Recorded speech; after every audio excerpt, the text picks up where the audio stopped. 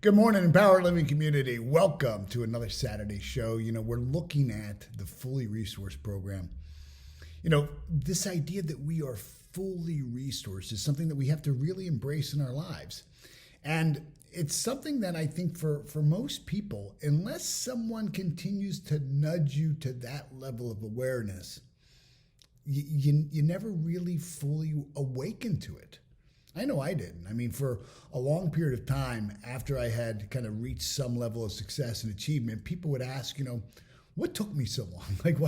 Why did you wait so long to start setting goals? Or, why, if you would have started a little bit sooner, maybe you would have been even further than you got. And to be honest with you, the idea of changing my life, the idea of being able to change my life, that I could actually improve, the idea that I was causing, my life conditions and circumstances, that I was in some way creating those things, was a foreign idea to me. It never even occurred to me that I could change my life or change the way my life could be, unfolded, that I could actually be creative in my life.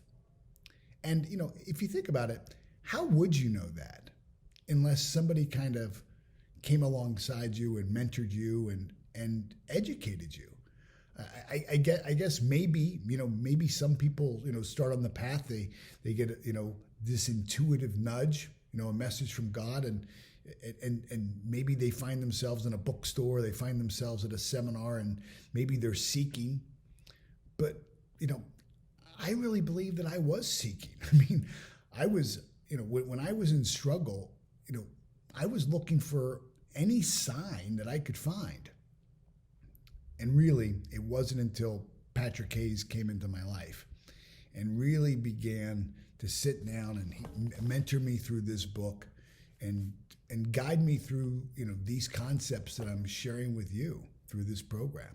And so I want to encourage you, if you've missed any of the kind of the free teaching that we're doing here on Fully Resourced, go back and watch it. Click on our YouTube channel, subscribe to the YouTube channel.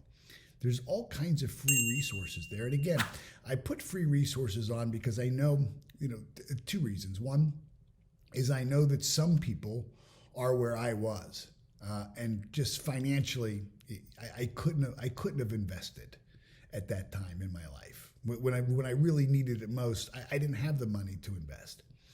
Second is when I started to get money, I lacked the belief that I was worth the investment. And so I know that there's some of you who might be wrestling with, are you really worth the investment? Do you really believe in yourself enough that you would bet on yourself, make a financial investment in yourself, and expect a return on that investment, expect growth out of yourself? See, I didn't for a long time. I believed it for other people, but I didn't believe it for me.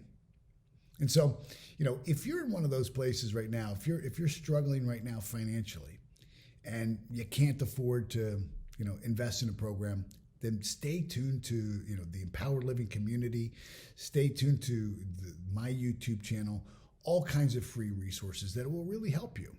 And if you're one of those people that, you can afford it, it would be a stretch. It would be a sacrifice. You might have to cancel Netflix or your Amazon Prime account, but you could come up with the money. I want to just let you know that I've found that the only appreciable asset that you're going to have throughout the time of your entire life is you. You are the only asset that's going to appreciate. Everything else around you, is going to begin to depreciate. But you will appreciate. And so you are the best investment that you could ever make, is an investment in yourself. So we're looking at the 6 intellectual faculties in this phase of Fully Resourced. And we're gonna look at the teaching on intuition. But I want to encourage you as you look at this, I want to see if you can catch it in the teaching. See, I don't want you to listen to these 6 intellectual faculties as though I'm giving a definition of the word. I'm not giving a definition of perception or reason or will or intuition or imagination. Right? I'm not just defining what those words are. You can get a dictionary and read those. What I'm hoping that you're doing is you're seeing these as tools, as resources. You'll hear me refer to them as kind of mental muscles. That you should be using your intuition as a tool to your thinking. And in this coming video that's coming up, in this teaching on intuition, I share how I used my intuition when I would go out to cold call on new clients. And this is the appropriate use of these intellectual faculties. Remember, in the book Think and Grow Rich, Napoleon Hill had studied the lives of 25,000 people, 500 of who were like the most successful achievers: Edison, Ford, Rockefeller, Alexander Graham Bell, 4 sitting U.S. presidents, right? Schwab, Woolworth. I mean, think of the names. And he said that it wasn't that they had developed an abundance of generalized or specialized knowledge that led them to great success or achievement. He said that they had developed their intellectual faculties to such a degree that they could create, attract, or manifest anything they wanted without violating the rights of other people. Think about that. So he's saying it wasn't that Ford or Edison were smarter than anybody else. They didn't have an abundance of general knowledge or even specialized knowledge. That's not what made them successful. As a matter of fact, if you study Edison, he had 3 months of education. That was it, right?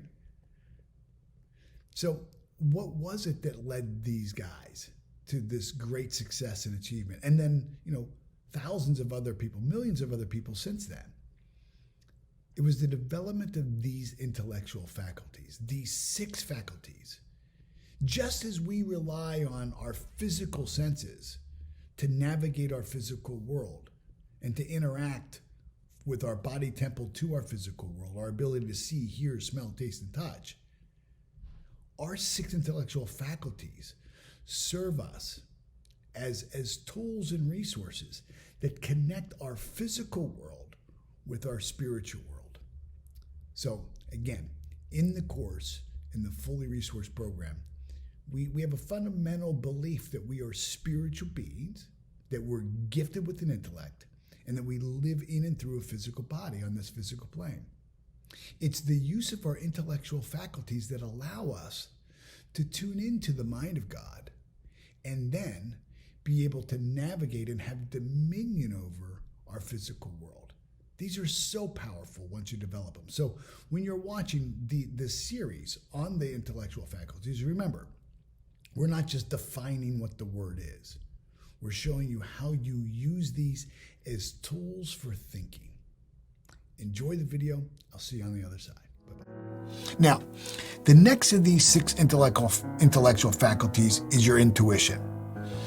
My all-time favorite quote with dealing with kind of an understanding intuition is from Dr. Wayne Dyer. He said, prayer is when we speak to God. Intuition is when God speaks back to us. I love that quote. It's so simple, and yet it's so profound. Our intuition serves as a communication channel to and with the mind of God. Napoleon Hill calls this the 6th sense. You may have been raised to call it a gut feeling or an inner hunch. However you describe it, we've all been made aware of an idea or a feeling that seemingly comes out of the blue and gives us insights into what our next step in our lives should be. It's really insight. Just as we've been given eyes to see on the physical sense, intuition gives us inner sight from the higher side of our own nature, our spirit, and our intellectual side. So we have all experienced a time in our life where maybe we've been thinking about a friend or a loved one, and they call or text or email us at that exact moment. Or maybe we were thinking of someone and we bump into them at the grocery store or their name comes up in conversation and we just kind of laugh it off as coincidence. There are no coincidences. There are an expression of exact law and are being expressed through the faculty of our intuition. Just as we have the capacity to broadcast out to the universe the vibration of our thought energy, we also have a receiver part that receives the frequency of energy that are in harmony with our dominating vibration. I think we've all experienced when we've had one of these intuitive moments or nudges in the form of thought, ideas, or feelings, and we act contrary to the message we've received. What do we all end up doing? Regretting it. You know, how many times in your life have you just known, I shouldn't have done that. I knew I shouldn't have done this, or I knew I shouldn't have done that. And you were not obedient to the message, only to later find out that it was spot on and exactly the next right decision or action for you to take. These nudges happen so frequently, we almost don't even notice them. We become aware of a nudge to leave early for our meeting, and we ignore the message and find ourselves stuck in traffic only to be late for the meeting. Or we get the nudge that something smells fishy about, this deal that's kind of being offered to me. But we go ahead anyway. Everybody else seems to be doing it. And sure enough, we find out it was a bad deal. And the person we were dealing with lacked the integrity we thought they had. There's been a bunch of research done on victims of crime, which found that many of the victims knew something wasn't right about the situation, and rather than following the nudge, they overrode it for one reason or another, only later to be assaulted. There are thousands of reports of women who were victims of an attack. They felt something wasn't right about a person in an elevator, and rather than getting off the elevator or ringing the alarm, they didn't want to be rude or offend the person, and they ignored their intuition, and they became a victim of crime. There are an equal number of stories of people who park their car and forget to lock it, and as they walked away, they felt the nudge to go back and lock the door, but they're in a hurry. They're only going to be a minute, only to return to find their property had been stolen. Doctors report a similar pattern with stroke and heart attack patients. A person isn't feeling sick, they don't have any major real signs of a stroke or a heart attack, but they just ignore the gut feeling that something just isn't quite right. And a few days later, they have a heart attack or a stroke. Or again, they don't feel sick, but they have an awareness that something isn't right, and they ignore the nudge. And months later, they find out that they have a tumor growing inside of them, or some other developing illness. If you've ever watched the late TV shows like American Greed, where they tell stories of a con man and their victims, and almost always, the victims say, as I look back, I knew something wasn't right. But again, they ignored the nudge from their intuition, only later to find out that they'd been scammed or swindled out of their entire life savings. These examples are of what we could define as big consequences from little, seemingly insignificant nudges. And we have dozens of them in any given month or week of our life. We get a nudge to implement an idea we have for a business, or we feel the nudge to pick up the phone and call a prospect or client, and we ignore it. We're simply too busy, or we aren't paying attention, or we shrug it off as unimportant, or we don't want to bother somebody. For the past many years, I've been teaching in my seminars and workshops that the answer to the question of what matters is always everything. And the answer to the question who matters is always everyone. Every one of these nudges merits your attention and your consideration. I do a little vignette when teaching on intuition where I tell the audience that, I used to go and pray to God for a sign, to open a door for me, or to give me an idea to help me. And later that same week, I'd be driving down the road and boop, an idea would pop right into my awareness. And the first thing I would do is I kind of turn my head towards heaven and say, are you sure? Are you sure? Here I was asking God to make me aware of my next move. And when he answered me by giving me the idea, boop, right in my head, the first thing I do is, are you sure? I question him and I question the idea. And we do this because the idea or the nudge that we have, it doesn't fit the current pattern. It doesn't fit the current thinking. It doesn't fit into our current model. or it doesn't seem to fit into our current life's conditions and circumstances. And of course, it doesn't fit our model. The new idea, the nudge, this is not from the same source that's created our current model of our conditions or circumstances. Our current models, our patterns, our conditions and circumstances have been created through the filter of our own self-judgment, our own fear, our own doubts, our own current level of faith or lack of faith. This source, the divine source, our intuition, isn't filtering its ideas through our limitations. God isn't, filtering his ideas through your life through your limiting beliefs. God's only filter for us is in the truth of our being as a child of God. And from that truth, there are no limitations. When we become aware of an intuitive nudge, we should never ask if this is a good idea or a bad idea. We should never ask if this is the right idea or wrong idea. We should never ask if this is the right time or the wrong time. We need to act. We should be asking ourselves this: if I act on this idea, does it have the potential to move me in the direction of my dream? And if it does, boom, we should act immediately, obediently. When we ask if this nudge is a good or bad or right or wrong, or if the time is right or if the time is wrong, we are announcing our ignorance to one of the 7 laws of creation, the law of polarity that we spoke about earlier, or the law of opposites. The law of polarity teaches us that everything has a polar opposite. So if there's anything good about the idea, then there is potential for there being something bad in equal measure. If it's the right thing to do, there is in equal measure the potential for it to be the wrong thing to do. You cannot have one without the other. You cannot have up without there being a down, left without there being a right, in without there being an out, hot without cold. So the answer to the question of, is this the right or wrong thing to do, is yes. Is this good or bad? Yes.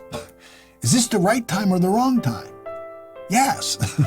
Now, sometimes ignorance truly is bliss. I shared that when I was 22, I started my first business. It was a commercial cleaning company. I started on March 22nd, 1988. And I was clueless and ignorant about economics and had no idea that one of the single worst crashes in the U.S. stock market had taken place just 5 months before, and the U.S. economy was pushed into one of the worst recessions in our country's history. But I didn't know that.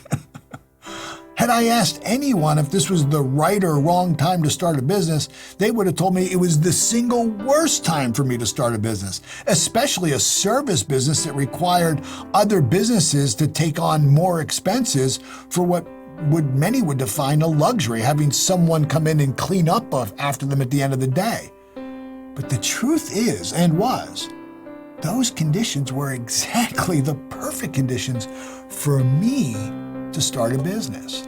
Had I waited, I would have spent time looking for and likely finding some dead-end job that I would have been afraid to leave because I would have felt too insecure. When I went out every day going door to door, asking people if I could clean their offices, if I could clean their toilets, empty their trash can late at night, and they told me no, I didn't know I could have had the perfect out to kind of accept my failure, telling myself, well, it's a bad economy. It's not my fault, right? No, I just thought I had to try harder and get better. So I doubled down on my asking. See, I was an unconscious competent with regards to my intuition, meaning I didn't realize I was using my intuition correctly. See, every day when I would go out to cold call, I would jump up in my beat-up car, and when I would feel that this was the right area, I simply pulled over and I was obedient to the nudge. I was fairly new to the area and didn't know anyone in business to give me advice as to where I should go and cold call. So I was reduced to using this most powerful marketing advertising in the world, my own intuition. my own gut feeling. As I began to study what I'm sharing with you now, I learned how to really tune into the nudge and the source of that nudge. I went from being an unconscious competent to a conscious competent. I was able truly to direct this power by setting my intention every single day through the use of my will. And I was able to stay focused on what I wanted and the results that I wanted to create, rather than being taken off course by the conditions and circumstances of the economy or my life and the stock market. Our intuition is our internal guidance system. And like all guidance systems, it requires several things to be effective and accurate. One, we have to know where we are when we start. Two, we have to know where we're going. Three, we have to monitor our progress and check our course. Four, we have to make adjustments when we go off course. Five, and lastly, and most importantly perhaps, we have to trust the system and the data that's being given to us. So what this looks like in real life is we have to take inventory of where we are in our life. Inventory of our skills, our talents, our abilities, our strengths, and our weaknesses. We have to have a clear goal or target. We have to know our true north and the direction we need to be going in. We have to journal and record not just our results. We have to keep an honest record of our efforts and ask tough questions of ourselves about our efforts. Did we really give it our all? Did we really give it our all? Did we really do all we could have done today to affect the outcome? See, there's a huge difference in the results that we get in our lives when we give 90% versus giving 100%. The small difference in our effort may be the razor's edge difference between winning and losing. There is usually only 1/100th of a second between gold and silver medals in the Olympics. And it's that one little push, that one little bit of extra effort in the swim stroke or push off the line or out of the gate that makes all the difference. Remember, the answer to the question, what matters, is everything. We have to be creative to test new ideas and new ways of doing things when it comes time for us to make an adjustment. And we can't wait or second guess ourselves when we get the nudge to take a different course of action. We have to act. And lastly, we have to face in the direction of our faith. We have to have faith and trust in the process.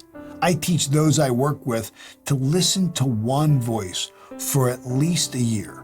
Trust the process or system that mentor is giving to you. Listen to that voice until and unless you find out that they're lying or flat out dead wrong. But you have to give the process and system time, and you have to give it your all. And giving it your all doesn't just mean you go through the motions and do the activity. It means you enter into the spirit of doing it. You don't just go out and try to prove the system wrong. You go out every single day and try to prove what I'm saying is right. And when you're being intuitively guided to act, when you feel the nudge or hear the voice, you must be obedient and you must act without delay. Now, one last thought on intuition. I'm often asked, how do I know the voice of God or my intuition from the voice of my own old maybe programming or my fear or my own self-judgment? That's a really good question. If our ego-centered self-judgment is so cunning, how can we be so sure that we're really hearing the voice of God through our intuition rather than the voice of our own self-judgment? Well, I can tell you one way you can be sure. Get familiar with the voice of God in your life and familiar with how He speaks to and through you and how you become aware of His presence in your life. I have two brothers, Tom and David. If one of them were to call and I answered the phone, they wouldn't have to tell me who they were. All they would have to do is say, "Hi, Paul," and I would know instantly. which brother it was by the sound of their voice. See, I've invested time to get to know their voices. I've heard their voices in fun times, like birthday parties and holidays and special occasions, and when we could celebrate one of life's milestones or accomplishments. And I've also heard their voice in sad and hard times. I know their voices. Get to know God's voice in your life.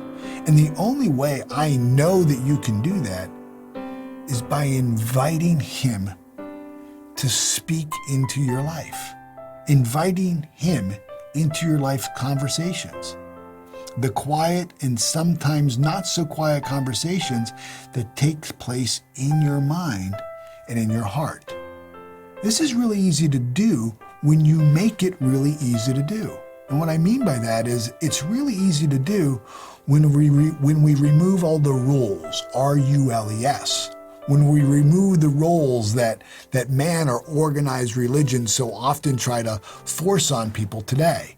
When you can remove all the requirements and roles that set us up for failure because we fall short of a meeting someone else's expectation or someone's definition of how we need to come to God. When we make it okay to come to God without any perception that we are a broken person who is so full of sin that we will never be worthy of God's love, and simply begin to share what's on our mind and what's in our heart, what our hopes and our dreams are, what our fears and our worries are, as we would with anyone we loved and knew loved us. You'll find it pretty simple, because God not only wants you to know His voice, He wants you to want Him to know your voice as well. I remember asking my friend, mentor, and business partner, John Maxwell, how a person can begin this type of relationship with God. Should they start going to church, or, what should they do? And he told me, don't go to church right now. He said, first off, in some churches, you may not find God there. He said, just grab a Bible and spend 5 minutes a day with Him. Just open it and read whatever you find, and read what's on the page. And he shared something really valuable with me. He said, Paul, God doesn't want your obedience. He doesn't want your obedience.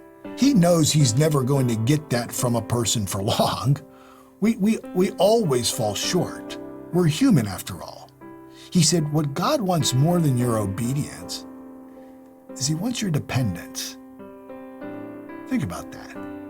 He said, when you become dependent on God, you won't ever have to worry about being obedient.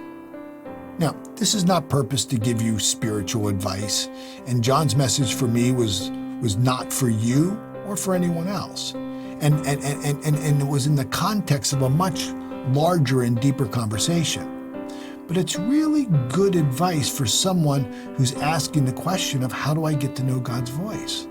John's statement and my repeating it doesn't mean you or others should not go to church or find a church community. But for where I was on that day, on my journey, I wouldn't have found God in any church, not because He wasn't there, but because I had already made the decision not to find Him there. So, however it is for you, get to know God's voice, and your intuition will grow and develop. Well, did you catch it? Did you see how, it's not just defining the word intuition, right? It's about how do you use your intuition as a tool for thinking. And so every day I would start out. I was new to West Palm Beach. I'd moved down from Pittsburgh. I was new to the business area. So I didn't know where I should go or where I shouldn't go. And again, I think ignorance is bliss. I didn't know that I was in the middle of a bad recession. I didn't know that I didn't know anything about the marketplace. I didn't know. And thank God I didn't know, right? Because I've always said that, the only thing worse than an excuse is a good excuse. And I would have had all kinds of good excuses to quit, right? The economy's bad, right? I don't know anybody. I'm not connected. I'm not networked. And so I had to rely on my intuition. Where did I feel I should go? And then to trust that intuition. And to be honest, if I think back, I had been developing that over years. I can remember when I was, selling light bulbs door to door, and I would feel kind of what street I wanted to go on. I can remember when I was selling peanuts in the Strip District of Pittsburgh, and as people were, hurriedly walking by in the marketplace where I was selling them, I could just feel as somebody's energy was walking towards me if they were a buyer or not. And so when I would get that feeling from somebody, I would be a little bit more assertive or aggressive or just, enthusiastic to say, hey, you want some peanuts? Hey, you want some peanuts? Hey, you want some peanuts? Hey, you want some peanuts, right? That was my sales pitch. Hey, you want some peanuts? And, if I felt that, this person's body language, their posture, their facial expressions, I would feel their energy. It was guided by intuition. I got really good at selling peanuts. And it's not because I think that there was just a huge need for peanuts. Of course, there had to be some need. I think it was that I was really using my intuition. I was really being able, as people were going by, I would pitch everybody. But when I really felt that connection, I would shift my energy. I would try to influence the outcome. So I hope this has served you really well. Hey, if getting from where you are to where you want to go requires sales, I hope you'll consider jumping in and either purchasing our sales masterclass. It's on sale right now for $500. It's a 16-hour course with video training and a great workbook, self-study program, go at your own pace. Or you can enroll in a mastermind group with me, come in, spend 2 days with me and my team. Let us write your script with you. Let us take you through that 16-hour course before you come in and spend a couple of days with us.